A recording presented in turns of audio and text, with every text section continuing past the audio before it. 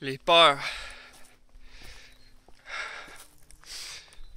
Le faire un partager un peu comment que moi je vois les peurs.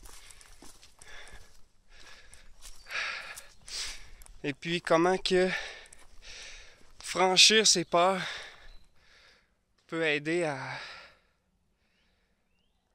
disons, accomplir, avoir une vie meilleure, une vie plus enrichissante. Je me rappelle quand j'étais 2013, 2012 même, quand j'avais jusqu'à l'âge de 22 ans environ. Euh, J'avais peur, mes décisions étaient surtout basées sur les peurs. Puis, euh, étonnamment maintenant, disons que c'est avec du recul que j'étais capable de voir que les choses qui se manifestaient dans ma vie étaient beaucoup reliées dans une espèce de cercle vicieux, disons, à une vie plus sur la défensive. Puis c'est en 2013 que j'ai décidé de partir pour l'Australie. Puis la décision que j'ai faite pour partir de l'Australie, disons que ma plus grosse peur, c'était d'être seul avec moi-même. J'avais peur de moi-même. Tu sais, avant, je pouvais dire que j'avais peur, d'exemple, j'avais peur de pas avoir d'argent, j'avais peur de rester tout seul, j'avais peur. Plein de petites peurs des fois qu'on n'est pas capable nécessairement de voir, puis de saisir. On s'en rend pas nécessairement compte, on est dans le service jusqu'à temps qu'il y ait plus de présence qui s'installe, plus de des gens qui vont dire plus de présence, plus de lumière, plus de conscience. Puis lorsqu'il y a, disons que il y a cette conscience-là qui grandit mais qui s'installe, on est capable de voir qu'est-ce qui se passe à l'intérieur de nous, de plus en plus. Puis j'ai fait le choix en 2013 de dire ok, j'ai peur d'être seul et tout, donc je pars seul en Australie. Donc avec un billet d'aller. Pas de retour. Puis maintenant, comme ben, je vous parle, je suis en Italie maintenant. Donc ça c'est une petite maison qu'on a trouvée là, dans le bois. Je suis en train de faire une petite marche dans, le, dans le bois. Fait que... Et disons que voyager, pour moi, ça a été comme une école. On dit que l'école, on peut apprendre beaucoup de choses, c'est vrai.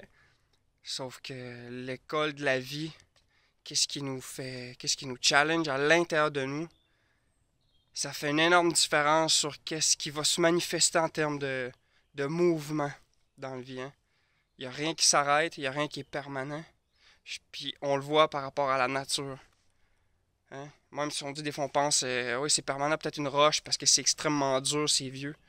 Mais quand on regarde en termes des. Je suis pas un scientifique là, vraiment pas, là, mais c'est assez simple de voir que les petites molécules qui sont à l'intérieur d'une roche ou une table ou n'importe ce que c'est, ils bougent mais très très très lentement. Puis de toute façon une roche, euh, ça va devenir du sable et tout, en tout cas. Mais c'est juste pour faire comprendre que même cet exemple-là vient à penser que nos propres pensées, qu'est-ce qui franchit le champ de conscience, s'il n'y a rien, s'il n'y a pas le penseur, s'il n'y a pas rien qui vient accrocher à ça, si on les laisse passer, ça reste pas dans le champ de conscience longtemps. Donc, il y a beaucoup plus de paix, puis espace à la conscience pour émerger. C'est le meilleur mot que je peux trouver par rapport à ça, disons. Donc, les peurs, ça serait un attachement, un cercle vicieux par rapport à certaines pensées, avec des émotions qui sont accompagnées, puis qui fait qu'on reste dans un certain cercle vicieux jusqu'à temps qu'il y ait il y a un déclenchement, et whoop, il y a de lumière qui vient s'installer, puis on est capable de regarder les peurs, puis de dire, ok, ben maintenant, lorsqu'ils vont réapparaître, on les reconnaît, puis maintenant on est capable d'agir différemment. Et puis, ben, avoir un mouvement de vie divers. Donc, On va continuer notre marche, hein Coralie? Petite, une petite introduction. Partager, si on veut, qu'est-ce que moi je ressens en tant qu'être, en tant que personne. Puis aussi, comment que je suis très, très convaincu que ça peut aider certaines personnes aussi à prendre conscience. Puis lorsqu'il y a une prise de conscience qui est faite, de prendre aussi certaines décisions pour s'aider à faire émerger plus la conscience. Ça veut dire plus de lumière et reconnaître les pensées pour ce qu'elles sont, des pensées. C'est pas toujours évident. Surtout, je dirais, dans le quotidien, vie de famille, travail et tout. Sauf que ça peut permettre des fois de reconnaître que des choses sont pas saines. Puis c'est pas nécessairement qu'est-ce qu'on veut voir dans notre vie. Ça veut dire que si tu es passionné pour faire, je sais pas, faire de la moto ou passionné pour faire sur les plantes, puis tu es charpentier, puis ça t'écœure de faire ce type de métier-là, mais ça se peut que cette émergence de conscience-là te fasse réaliser les opportunités que tu peux avoir rattachées à cette passion-là, puis profiter de le temps que la vie peut t'offrir pour accompagner cette expansion de la conscience-là dans un travail X ou un passe-temps, la passion, peu importe.